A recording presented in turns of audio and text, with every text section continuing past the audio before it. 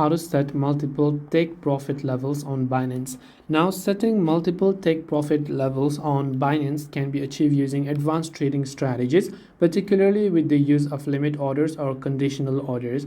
Now, first is you can do it via the multiple limit orders. You can log into Binance website or app and log into your account. You can just go to the trading interface or the trades interface over here. Then you can select your trading pair, whether it be convert, spot, margin, via, or whatever else it is. You can simply place your initial order, but you can have to select the option called limit order, right?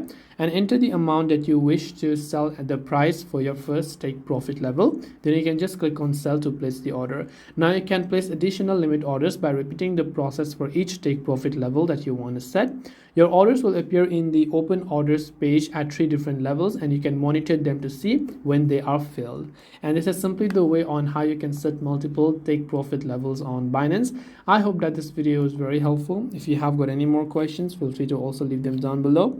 Thank you for watching till the very end of the tutorial, and see you soon in the next video.